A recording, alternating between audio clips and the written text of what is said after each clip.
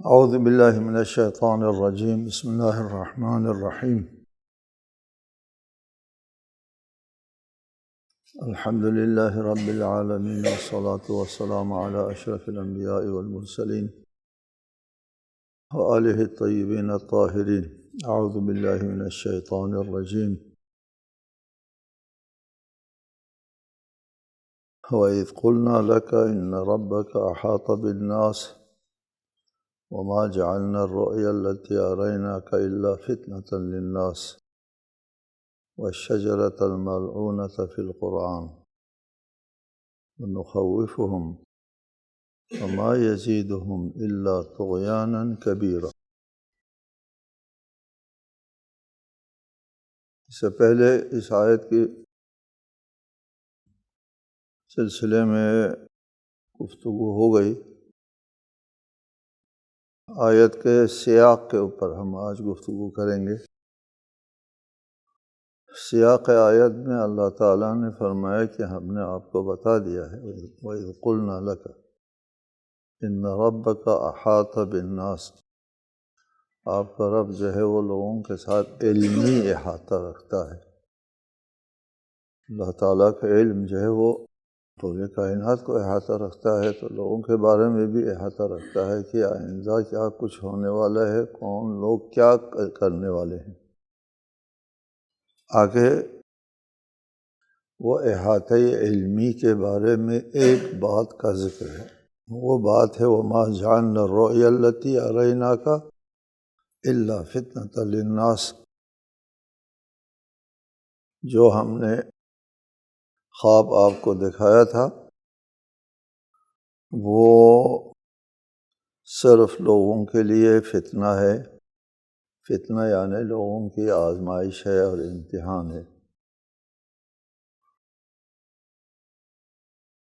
وَمَا جَعَلْنَا الشَّجَرَةَ الْمَلْعُونَةَ فِي الْقُرْآنِ إِلَّا فِتْنَةً لِلنَّاسِ، یہ واو عاطفہ ہے۔ شجرہ ملعونہ جو قرآن میں ہے، جس کے اوپر لعنت ہوئی ہے قرآن کے اندر، وہ بھی صرف لوگوں کے لیے آزمائش ہے اور فتنہ ہے۔ وَنُخَوِّفُهُمْ، ہم ان کو خوف دلاتے ہیں۔ نُخَوِّفُهُمْ، کن لوگوں کو؟ اسی شجرہ ملعونہ کو۔ فَمَا يَزِيدُهُمْ إِلَّا طُغْيَانًا كَبِيرًا، یہاں ہم کا مرجع کیا ہے؟ ہم یا تو کہہ سکتے ہیں آپ ان ربک احاط بالناس، لوگوں کے بارے میں احاطہ علمی ہے اللہ تعالیٰ کے لیے، اور وہ یہ جو اللہ تعالیٰ کے احاطہ علمی کے اس حساب سے اس کی روشنی میں کچھ لوگ کیا کچھ کرنے والے ہیں، اور وَنُخَوِّفُهُمْ، ان کو ہم خوف دلاتے ہیں، واعظ کرتے ہیں، نصیحت کرتے ہیں اور ان کے اوپر حجت پوری کرتے ہیں۔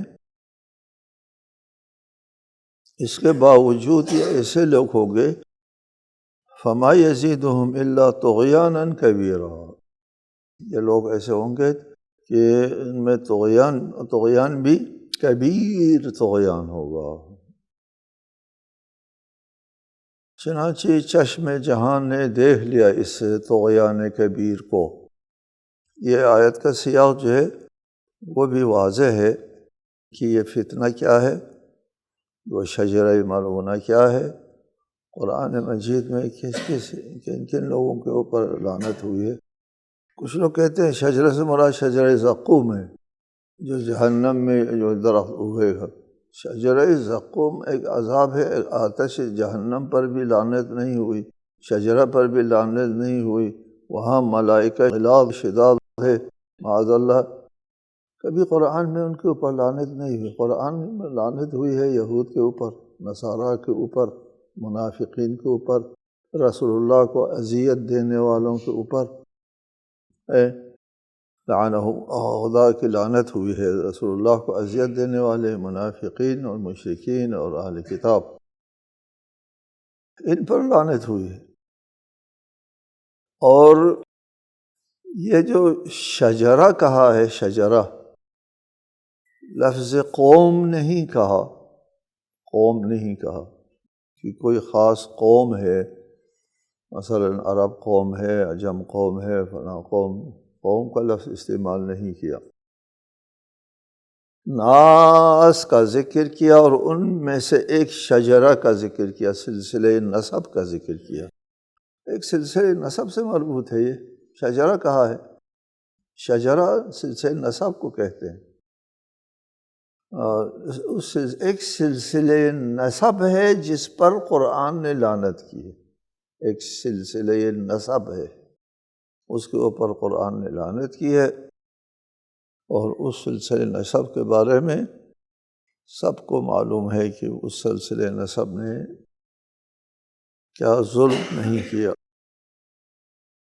بہرحال ان تفصیل میں ہم نہیں جاتے، قرآن کے صاف سیاق و سباق سے واضح ہے کہ ایک سلسلہ نسب کا ذکر ہے، اس میں ایک سلسلہ نسب کا ذکر ہے جس پر لعنت ہوئی ہے قرآن میں۔ اور کس پر لعنت ہوئی ہے وہ سلسلہ نسب؟ وہ قرآن میں جن جن کے اوپر لعنت ہوئی ہے، ہم ان میں کس کے اوپر تطبیق کریں گے؟ اس کے اوپر تطبیق کریں گے جو لوگوں کے لیے باعث امتحان ہے، آزمائش ہے، مصیبت میں مبتلا ہوں گے، لوگ سختیوں میں مبتلا ہوں گے، قتل ہوگا، غارت ہوگی، ناانصافی ہوگی، عصمتیں لٹے گی، اور بہت کچھ جو ہوا ہے۔ یہ ہے ایک ظالم اور ایک طاغی اور خونخوار نظام چلے گا اس شجرہ نسب کے تحت، وہ فتنہ ہے۔ شجرہ اور فتنہ اور لعنت، ان دونوں کو آپ جوڑے، کہاں جڑے گا؟ یہ صرف اسی شجرہ نسب کے اوپر جڑے گا۔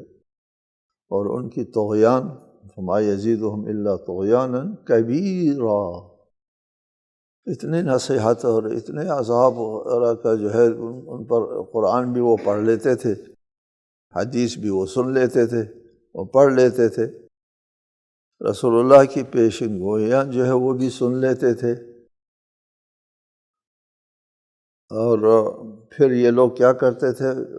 ان کے طغیان میں اضافہ ہوتا تھا، رسول کی کوئی حدیث ان لوگوں کو سنا دی جاتی تو وہ اس کے عجیب غریب تاویلیں کرتے تھے۔ بہرحال ان چیزوں کا ذکر یہاں مناسب نہیں ہے کہ کون سی حدیث ان لوگوں کو سنا دی گئی اور کیا کیا۔ بہت سے واقعات ہیں یہاں پر، بہت سی باتیں ہیں گفتنی یا ناگفتنی، اس شجرہ ملعونہ نے جو کیا ہے۔ ترکیب آپ کو بتا دیا، وَمَا جَعَلْنَا الرُّؤْيَا الَّتِي أَرَيْنَاكَ إِلَّا فِتْنَةً لِلنَّاسِ، اور وَالشَّجَرَةَ الْمَلْعُونَةَ فِي الْقُرْآنِ بھی ہے، وَمَا جَعَلْنَا الشَّجَرَةَ الْمَلْعُونَةَ فِي الْقُرْآنِ إِلَّا فِتْنَةً لِلنَّاسِ، وہ عطف ہے پورے جملے کے اوپر۔ وَإِذْ قُلْنَا لِلْمَلَائِكَةِ اسْجُدُوا لِآدَمَ فَسَجَدُوا إِلَّا إِبْلِيسَ قَالَ أَأَسْجُدُ لِمَنْ خَلَقْتَ طِينًا، اور جب ہم نے فرشتوں سے کہا آدم کو سجدہ کرو تو سب نے سجدہ کیا سوائے ابلیس کے، اس نے کہا کہ میں اسے سجدہ کروں جسے تو نے مٹی سے پیدا کیا ہے۔ ابلیس اور آدم کا قصہ تو بہت پہلے آ گیا، اور اس کو اللہ تعالیٰ نے دہرایا ہے بہت سی جگہوں پر، اور ہر جگہ جب تکرار کیا ایک نیا مطلب بتانے کے لیے، ایک نیا نقطہ بیان کرنے کے لیے۔ یہاں پر جو نقطہ ہے جو وہ اگلی آیت میں وہ نکات جو ہے وہ مذکور ہے کہ ابلیس و آدم کا جو واقعہ ہوا اور اس میں کیا حکمت ہے، کیا فلسفہ ہے، اور کیا آزمائش ہے۔ یہ شجرہ ملعونہ کے بعد ابلیس کا ذکر، وہ بھی ایک آزمائش ہے۔ آگے آیت ہے، ابلیس نے کہا کہ میں اس شخص کے لیے سجدہ کرنے کے لیے حاضر نہیں ہوں جس کو آپ نے مٹی سے بنایا ہے۔ ابلیس خود جو ہے وہ آتش سے بنا ہے، کیونکہ ابلیس فرشتہ نہیں تھا، ابلیس جنات میں سے تھا، اور جنات میں سے ہونے کے باوجود اس نے اتنی عبادت کی تھی کہ وہ قدوسیوں کے ساتھ جو ہے وہ ہو گئے تھے، فرشتوں کے ساتھ ہو گئے تھے، کثرت عبادت کی وجہ سے ان کا مرتبہ بہت بلند ہوا تھا۔ تو فرشتے جو ہے وہ سب نے سجدہ کیا، چونکہ فرشتوں کے اندر منفی خواہش، طاقت، تکبر وغیرہ غیرہ قسم کی چیز نہیں ہوتی۔ انسان اور جنات میں بھی ہوتی ہے یہ چیزیں، لہٰذا فرشتوں نے تو نافرمانی نہیں کرنا تھا فرشتوں نے، اور ان کے لیے نافرمانی کرنے کی کوئی غرض بھی نہیں ہے، سجدہ کیا سب نے۔ ابلیس نے سجدہ نہیں کیا اس لیے کہ یہ جنات میں سے تھا، اس کے اندر دو متضاد طاقتیں موجود تھیں، اور اس نے ایک اول من قاس ابلیس ہے، سب سے پہلے جس نے قیاس کیا وہ ابلیس ہے۔ اس نے کہا کہ میں آتش سے مخلوق ہوا ہوں اور یہ مٹی سے، خاک سے مخلوق ہوا، لہٰذا میں بہتر ہوں اس سے۔ اس نے استدلال کیا کہ آتش جو ہے، آتش وہ خاک سے بہتر ہے۔ جی ہم نے آپ کو بتایا تھا کہ جنات اور انس و جن کے بارے میں کہ انسان خاکی ہے اور جنات ناری ہے، انرجی ہے۔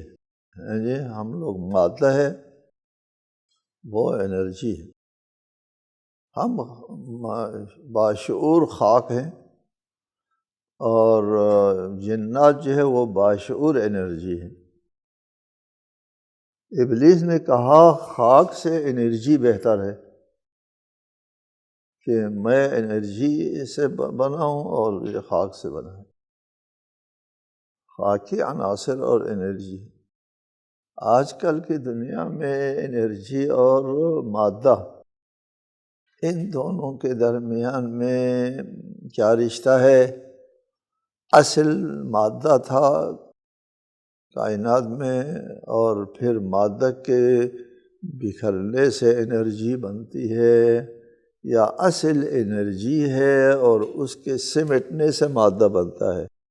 جی یہ سائنسدانوں کے مباحث ہے، ہماری بحث نہیں ہے، لیکن چونکہ یہاں ابلیس نے قیاس کیا ان دونوں میں، اس لیے ہم تھوڑا بہت اس کا ذکر کرتے ہیں۔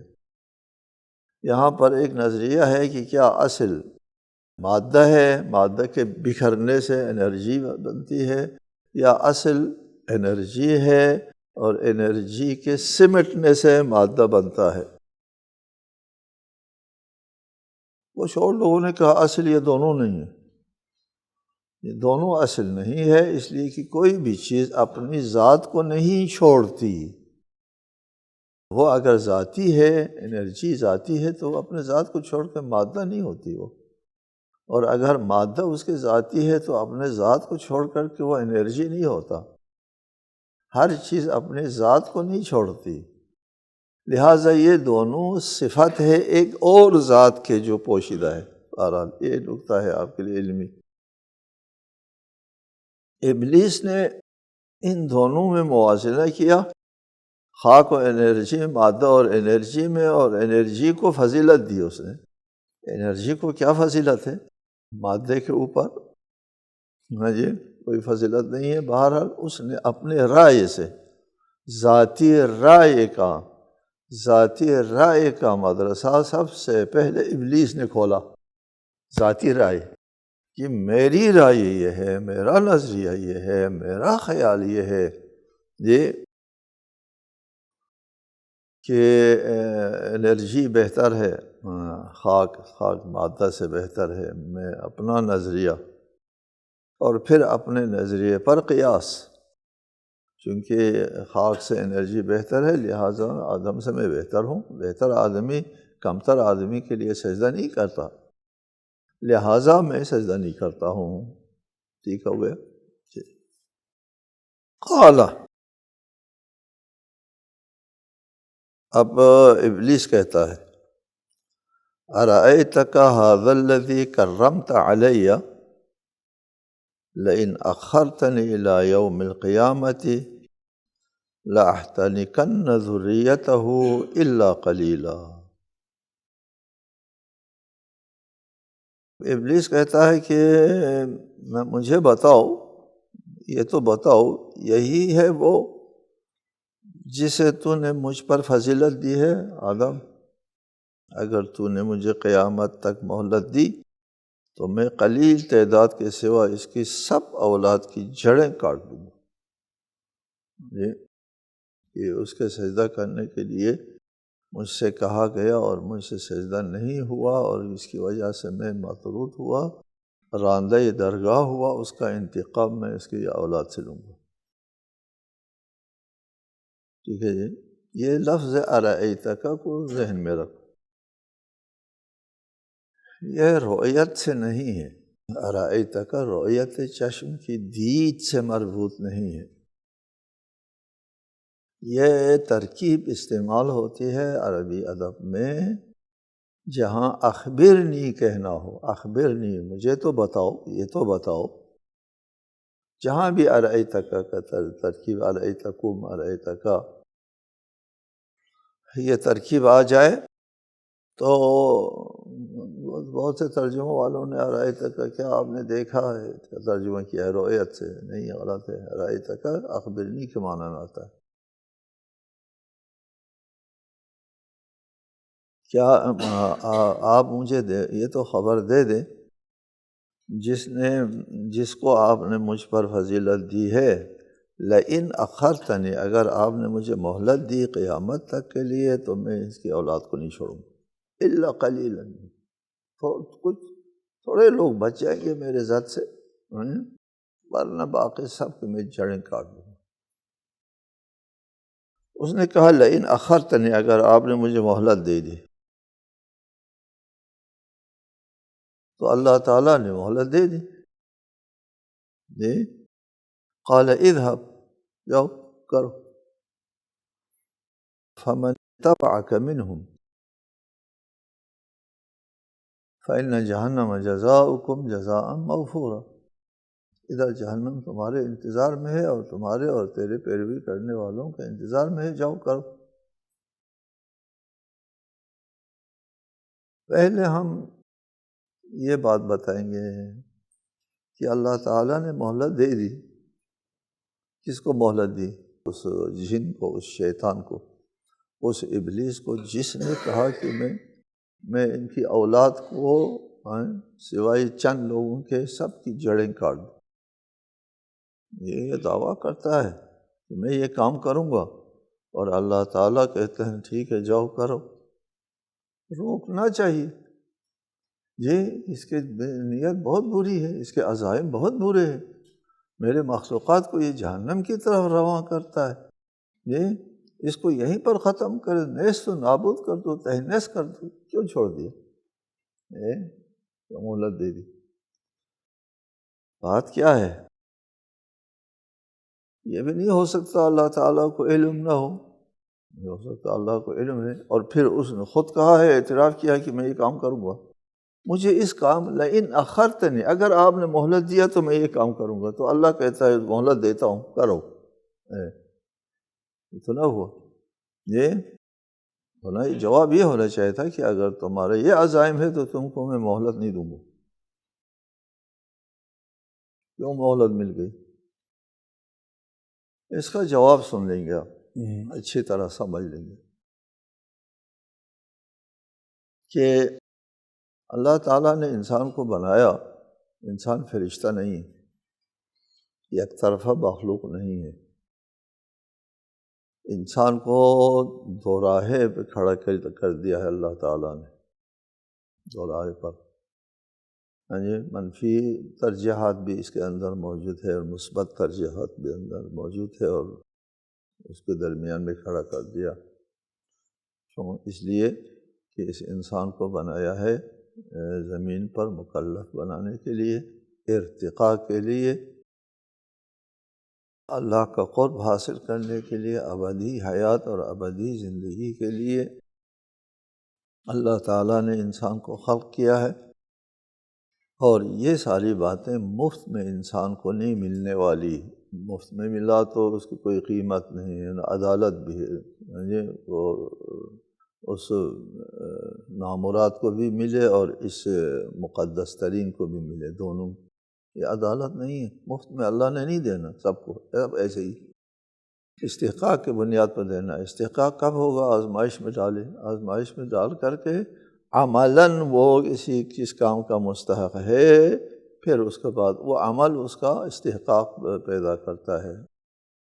ہر شخص اپنے عمل کا اس میں گروی میں ہے، گروی میں، اپنے عمل کی گرفت میں۔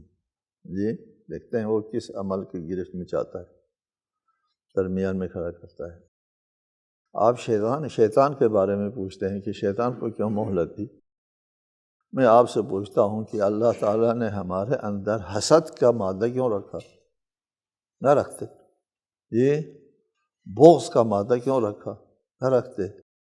کسی کے ساتھ بالادستی حاصل کرنے کی خواہش کیوں رکھا؟ کسی کے اوپر حکومت کرنے اور تسلط قائم کرنے کی خواہش کیوں رکھا؟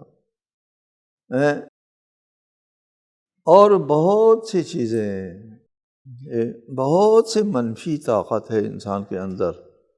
وہ جو انسان کے خود اندر موجود ہے وہ اس شیطان سے کم نہیں ہے، وہ کیوں رکھا؟ جبکہ اللہ تعالیٰ کو علم ہے کہ حسد کی وجہ سے جہنم جائے گا، عداوت کی وجہ سے جہنم جائے گا، خود غرضی کی وجہ سے جائے گا، مفاد پرستی کی وجہ سے جائے گا، اپنا تسلط جمانے کی خواہش اور اپنی حکومت کرنے کی خواہش اور کرسی پر بیٹھنے کی خواہش، لاکھوں افراد کو قتل کرے گا اپنے ایک کرسی کی خاطر۔ کیوں رکھا یہ حب ریاست کیوں رکھا انسان کے اندر؟ صرف ابلیس پر سوال نہیں آتا، آپ کے وجود میں جو موجود اوصاف منفی ترجیحات، ان پر عیناً یہی سوال ہے، کیوں رکھا؟ یہ جواب آتا ہے، یہ آپ کو چونکہ آزمائش میں ڈالنا ہے، آپ کو استحقاق کی بنیاد پر کچھ ملنا ہے، لہٰذا یہ منفی طاقتیں آپ کے اندر وجود میں رکھے اور آپ کے باہر اس کو بھی مہلت دے دی، اس ابلیس کو بھی، جاؤ تو اپنے لشکر کو لے کر کے جہنم جانا ہے تو جاؤ، تیرا بھی لشکر ہوگا۔ اور ادھر مثبت فطرت کے اندر اللہ تعالیٰ نے خدا پرستی کو ودیعت فرمائی، ایک ضمیر دیا، ایک عقل دی اور ایک وجدان دیا۔ وہ وجدان سمجھتا ہے، وہ ضمیر سمجھتا ہے کہ یہ ظلم ہے، یہ زیادتی ہے، یہ عدل ہے، یہ انصاف ہے۔ کون انسان ہے جو ظلم اور عدل کو نہیں سمجھتا؟ دنیا میں کوئی انسان ایسا نہیں ہے جو ظلم اور عدل کو نہیں سمجھتا، ہر کوئی سمجھتا ہے کہ یہ ظلم ہے، یہ عدل ہے۔ یہ رجحان انسان کے اندر ودیعت فرمائی کہ احسان کرنا، کسی کے اوپر احسان کرنے کا رجحان انسان کی فطرت کے اندر موجود ہے۔ بتایا کرتا ہوں نا آپ کو، چند چیزیں انسان کی فطری ہے، ان میں سے ایک احسان کرنا ہے۔ یہ آدمی گر رہا ہے، دوڑ کے جاتے ہیں، ہاتھ پکڑتے ہیں، اس کو بچاتے ہیں، کیوں؟ کیا مطلب تھا؟ کیا مفاد ہے آپ کو؟ مجھے مفاد نہیں، میں تو اس کو جانتا بھی نہیں ہوں، پھر کیوں بچایا؟ یار انسان ایک گر رہا تھا، یہ آپ کی فطرت نے آپ کو دوڑا دیا اور آپ کا ہاتھ جو پکڑ لیا، اس کا ہاتھ پکڑ لیا۔ یہ آپ کے فطرت کے اندر موجود ہے۔ آپ کے فطرت کے اندر موجود ہے کہ رحم کا مادہ آپ کے ہیں، ہمدردی کا مادہ آپ کے اندر موجود ہے۔ اس کی وجہ سے آپ دوسروں کی ہمدرد بنتے ہیں، احسان کرتے ہیں، نیکی کرتے ہیں، وغیرہ وغیرہ۔ بہت سے مثبت باتیں آپ کے وجود کے اندر موجود ہیں، اس منفی باتوں کے مقابلے میں۔ جہاں ظلم و خواہش کے غالب آنے سے ظلم کرنے کا مادہ ہے، اس کے مقابلے میں عدل اچھی چیز ہے کا شعور بھی آپ کے پاس رکھا ہے، لیکن آپ اس کو نظر انداز کرتے ہیں۔ یہ وہ غالب آتا ہے، کیونکہ بیچ میں رکھا ہے آپ کو امتحان اور آزمائش کے لیے۔ پھر ان سب کے ساتھ فرشتے ہیں، فرشتے ہیں جو آپ کی رہنمائی کرتے ہیں۔ صرف شیطان کو نہیں چھوڑا کھولا کہ شیطان کے مقابلے میں اللہ تعالیٰ نے مثبت لشکر نہیں رکھا۔ یہ داخلی جو ترجیحات ہیں، منفی اور مثبت داخلی، یہ اور خارجی جو ہے وہ شیطان اور ملائکہ ہے۔ شیطان جو ہے آپ کو اکساتا ہے برے کاموں کی طرف، اور فرشتے بھی آپ کے ساتھ ہوتے ہیں، رقیب و عتید ہوتے ہیں، اور لہو معقبات ہے قرآن مجید میں، اور آپ کے تعقیب میں، آپ کے تعاقب میں، آپ کے حفاظت میں، کہ اچھے کاموں کی طرف ترجیح دینے میں رہنمائی کرنے والے فرشتے ہوتے ہیں۔ پھر انبیاء جو ہے مبعوث کرتے ہیں اللہ تعالیٰ، ان کے ساتھ کتابیں نازل فرمائی ہے اور شریعت دی ہے، اور رہنمائی کے لیے بڑا انتظام اللہ تعالیٰ نے کیا ہے۔ اور پھر آپ کے وجود کے اندر جو داخلی دشمن ہے وہ تو آپ اپنے وجدان سے سمجھتے ہیں، پھر بھی نشاندہی کی ہے۔ حسد جو ہے وہ نیکیوں کو اس طرح کھاتا ہے جس طرح آگ لکڑی کو کھا جاتی ہے، نشاندہی بھی کی ہے۔ اور اس خارجی دشمن کے بارے میں بھی نشاندہی کی ہے۔ خارجی دشمن آپ کا جو ہے وہ کس قسم کا دشمن ہے، اور وہ کون کون سے حربے استعمال کریں گے، یہ بتایا اگلی آیت میں۔ فرمایا جاؤ، جہنم تمہارا اور تمہارے پیروکاروں کا لیے وہ ہے، آمادہ ہے۔ وَاسْتَفْزِزْ مَنِ اسْتَطَعْتَ مِنْهُمْ بِصَوْتِكَ وَأَجْلِبْ عَلَيْهِمْ بِخَيْلِكَ وَرَجِلِكَ وَشَارِكْهُمْ فِي الْأَمْوَالِ وَالْأَوْلَادِ وَعِدْهُمْ وَمَا يَعِدُهُمُ الشَّيْطَانُ إِلَّا غُرُورًا۔ اللہ تعالیٰ نے ان کو مہلت بھی نہیں دی صرف، بلکہ بتائے جاؤ یہ کام کرو۔ وَاسْتَفْزِزْ مَنِ اسْتَطَعْتَ مِنْهُمْ بِصَوْتِكَ، ان میں سے جن کے بارے میں تمہارے بس، جن پر تمہارا بس چلتا ہے، مَنِ اسْتَطَعْتَ مِنْهُمْ، جس پر تمہارا بس چلتا ہے، ان کو پھسلا دو۔ وَاسْتَفْزِزْ، پھسل جانا، لغزش آنا، پھسلا دو ان کو، صحیح راستے سے پھسلا دو۔ کن ذرائع سے؟ بصوتک، اپنی آواز سے۔ ٹھیک ہے، ابھی آپ اپنے زمانے میں دیکھیں شیطان کی کتنے آوازیں ہیں، اور گھر گھر میں شیطان کی آواز، گلی گلی میں شیطان کی آواز۔ پتہ نہیں دنیا میں اس وقت جو ہے کتنے چینل ہیں جو اس قسم کے جو شیطانی آواز کے اوپر مشتمل ہیں، بصوتک، اپنی آواز کے ساتھ۔ اور اس لیے کہتے ہیں نا، الغنا اشد من الزنا، صوت بھی گمراہ کن ہوا کرتی ہے، اپنی آواز سے گمراہ کرو۔ ایک وَأَجْلِبْ عَلَيْهِمْ بِخَيْلِكَ وَرَجْلِكَ، اور اپنے سواروں اور پیادوں کے ساتھ ان پر چڑھائی کرو، طاقت استعمال کرو، قوت استعمال کرو۔ تمہارے پاس جو طاقت ہے، وہ کیا کرتا ہے شیطان کے پاس طاقت کیا ہے؟ جو اس کے پیروکار لوگ ہوتے ہیں، وہ شیطان کی طاقت ہے، وہ مومنین پر حملہ کرتے ہیں، اور مومنین کے اوپر جناب علی ان کو قتل عام کرتے ہیں، بے گناہوں کو قتل کرتے ہیں۔ ان کے لشکر جو پیادہ لشکر ہے یا گھوڑ سوار لشکر ہے، دونوں کا ذکر ہے، ان سب کو لگاؤ ان لوگوں کے اوپر اور حملہ کرو۔ اور اس کے بعد بھی کچھ اور بھی بتایا ہے، وہ انشاءاللہ تعالی آگے بیان کریں گے۔ والسلام علیکم ورحمۃ اللہ۔